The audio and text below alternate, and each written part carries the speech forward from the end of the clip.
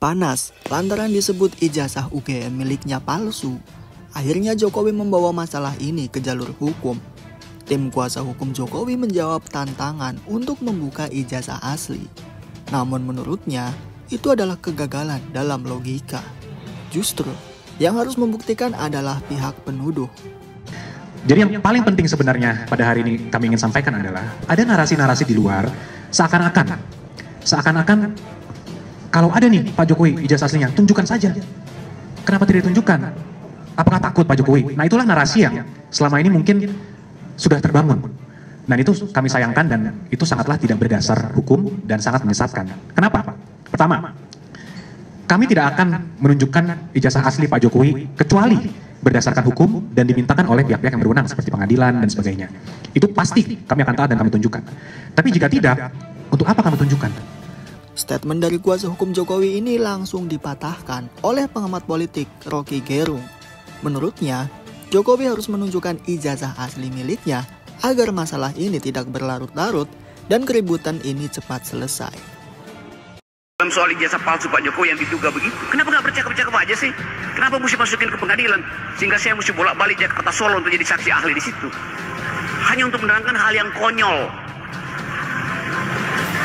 Apa susahnya? Pak Jokowi datang dari belakang, nih asli. Malu semua orang yang nuduh dia nggak asli kan? Tapi semakin ditunda, semakin orang curiga. Betul-betul kalau begitu memang palsu dong. Nggak ada percakapan sehingga mesti masuk pengadilan. Kan ijazah itu ada kertas khususnya tuh. Ya. Kimianya bisa beda dengan kertas untuk bikin kwitansi. Dan ukuran lamanya juga. Iya, yes, itu bisa dilakukan. Udah, kami udah ajukan. Mana bukti forensik ijazah asli Jokowi? Atau setidaknya Jokowi datangkan ijazah aslinya ke sini. Oke, itu poin satu ya. Poin kedua, ya Pak Jokowi juga bisa abaikan itu. Ngapain sih tanya-tanya tuh? Tetapi kalau Pak Jokowi bukan presiden, dia bisa abaikan. Kan orang palsuin ijazah sekarang menurut hukum nggak ada soal kok. Tetapi justru karena beliau kepala negara, maka seluruh mata publik akan terarah pada lembar kertas itu.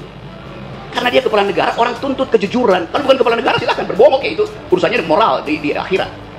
Tapi keadaan kita ingin agar semua pemimpin itu punya track record. Tadi saya lewat SDN 26 di situ. Yeah. Tulisannya begini nih. Membaca hari ini, memimpin hari esok tuh. Di SD 26 tadi, di dekat sini, begitu tulisannya. Di bawahnya aktifkan narasi itu. Jadi bahkan dari tingkat SD, kalau anak SD bilang, kami disuruh membaca supaya besok bisa berpikir. Anda saya pernah membaca, ada ijazah itu. Apalagi presiden. Jadi pergi pada kepala sekolah SD di situ untuk tahu bahwa filosofi membaca berakibat pada ijazah secara administratif. Itu berlaku bagi anak SD, apalagi bagi Pak Jokowi yang pernah mengklaim duduk di perguruan tinggi dan sekarang adalah pejabat tinggi negara. Sehingga semua mata tertuju pada beliau sebagai causa celebre. Orang bisa berbohong, tetapi presiden nggak boleh berbohong. Dasarnya itu tuh. Jadi kalau Pak Jokowi segan, itu ada sesuatu kan. Yeah. Jadi semacam saya tunda-tunda deh atau kayak tunda pemilu tuh. Artinya belum bisa dibuktikan. Setiap penundaan di dalamnya ada perencanaan kejahatan. Waduh, ada perencanaan kejahatan. Nah, dengan tidak ditampilkan ijazah asli berarti ada rencana kejahatan. Secara logis begitu kesimpulannya. Kalau demikian, apa logika psikologisnya tanggung jawab moral bagi si pejabat itu? Karena dia presiden. Apa? Ya, kalau nggak bisa dikriminalkan, itu tunggu aja pemilu berikutnya kan. Tetapi kan ada poin di dalam hukum bahwa berbohong bagi pejabat publik itu apa pasalnya coba? Kan ada undang-undang TAP MPR waktu reformasi, etika pejabat publik termasuk di dalamnya nggak boleh berbohong. Ya. Maka maksud saya logika psikologisnya apakah dia harus menyatakan mundurkan diri atau apa? Itu tanggung jawab moralnya bagaimana pejabat seperti itu? Ya itu namanya moral call dari seorang pemimpin. Kalau dia seorang pemimpin ada prinsip noblesse oblige. Semakin noble, obligasinya semakin tinggi. Semakin dia mulia, dia punya kewajiban moral untuk pertanggungjawaban bahkan hal-hal yang nggak pernah dipersoalkan. Apalagi dipersoalkan. Jadi sekali lagi ini prinsip leader. Kalau dia dealer, bisa dia berbohong, tapi dia leader kan. Iya. Itu beda dealer dengan leader. Jadi logikanya, moralnya seperti profesor tadi ya, mengundurkan diri. Iya, dia mesti mengundurkan diri mestinya. Iya. Kan itu dasarnya kan. Lalu orang tanya kenapa mengundurkan diri? Ya karena ijazahnya palsu kan gampang. Tapi jadi, faktanya nggak pernah ada pernyataan mengundurkan diri, bagaimana ya menilai? Itu artinya kemampuan untuk menjadi pandito ratu itu belum nyampe.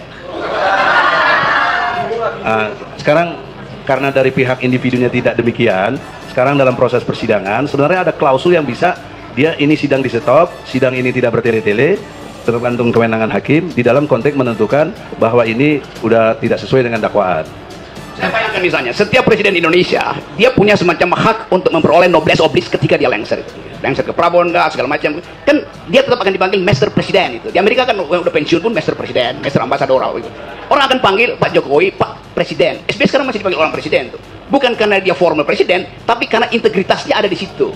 Nah, satu waktu misalnya dalam waktu 10 tahun ke depan dibuktikan misalnya bahwa ternyata tercecer sebuah kertas yang setelah diforensik adalah kertas ijazahnya Pak Jokowi yang sekarang belum bisa dia sodorkan. Lalu ternyata itu kacau.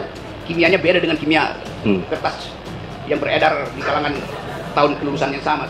Lalu orang persoalkan lagi, oh ternyata setelah 10 tahun baru ketahuan memang itu palsu. Atau baru 10 tahun ketahuan itu memang benar. Jadi udah terlewati hari ini, Bapak Jokowi udah dapat stigma. Nah, stigma itu berbahaya bagi bangsa. Apa bahayanya? Ya, semua orang akan menganggap bahwa pemimpin Indonesia itu tukang bohong. Setiap kali ada pemimpin yang buruk di negeri ini kan. Jadi kita menghindari stigma itu. Supaya stigma itu tidak berlanjut berabad-abad, buktikan di sini. Kan simpel kan? Harusnya begitu ya? Ya harus begitu itu. Ya. Saya ucapkan itu sebagai normativity di dalam moral call. Jadi panggilan moral itu menuntut dia secara honesty untuk bilang ini sebetulnya yang kalian persoalkan. Daripada ribut-ribut, ini gampang. Jadi dalam konteks ini bisa bedakan ya antara kabar dan berita. Karena ini konteksnya dengan kabar dan berita. Sehingga ini menjadi berita nantinya kan bahwa Jokowi ijazahnya palsu atau tidak jelas. Dengan tidak jelas kan berarti sudah dipersoalkan. Dengan dipersoalkan ini kan juga jadi masalah besar buat bangsa ini. Jadi itu begitu diputuskan dia jadi berita. Sebelum diputuskan dia jadi kabar, dan kabar yang paling buruk adalah kabar angin. Nah, jadi gitu ya antara kabar dan berita begitu. Ya, sekira Amatur ini bisa lanjutkan. Makasih. Terima kasih Bang. Oke, silakan Saudara. Izin majelis. Oke. Saudara ahli, dalam proses pembuktian itu ada hal yang sifatnya empiris dan transenden, dan kemudian hal yang sifatnya empiris tadi dibuktikan dengan satu asumsi, praduga, keyakinan, tapi tanpa melihat fakta. Saya ingin ahli menerangkan bagaimana semestinya kita untuk membuktikan kebenaran yang sebenarnya empiris, faktual, bisa diindra. Bukan kebenaran yang sifatnya transenden yang kita tidak bisa mengindranya begitu. Nanti kami kaitkan dengan proses pembuktian. Suatu kebenaran transenden itu datang dari sekuensi logis. Artinya tanpa harus membuktikan datanya itu pasti ujungnya benar itu. Prinsipnya dalam logika, many times we must reason without knowing whether our facts are true. But we do want our reasoning to be correct. Jadi kendati datanya nggak ada, kalau reasoning kita, nalar kita lurus, pasti kita temukan. Tapi itu penemuan itu diperoleh oleh reasoning, bukan oleh fakta itu. Jadi kalau kita kesulitan untuk membuktikan, pakai akal aja. Akal itu bisa dibantah oleh akal juga pada akhirnya. Tetapi dalam soal yang Anda tanyakan tadi, kalau dia pembuktian sebab akibat, kalau saya tahu akibat, saya bisa kendalikan sebelumnya supaya sebab itu tidak menimbulkan akibat kan. Jadi bisa terjadi percakapan sebelumnya untuk menghindari kausalitas itu berujung pada kriminalitas kan, begitu dasarnya. Jadi reasoning kita, kalau kita utuh mempercakapkan sesuatu, lama-lama barang yang tertutup itu dia popping up, dia membuka dirinya sendiri. Tanpa asumsi itu nggak mungkin kita buka. Jadi percakapan, narasi yang ada di publik sekarang di ijazah palsu akan membawa kita pada tesis bahwa ya ada yang palsu sebetulnya. Tapi buat apa sih dibicarakan di sana? Walaupun memang kalau nggak pernah dibuktikan, tuduhan itu akan berlanjut terus. Kan sayang asumsi itu ada terus kan. Pak Jokowi palsu tuh. Nanti kalau Pak Jokowi satu waktu lengser, kalau orang bilang itu tukang palsu lewat di depan kita, kan nggak enak sebagai bangsa kan. Mending selesaikan soal itu. Udah aja percakapan baru di luar sidang, kan masih ada waktu tuh.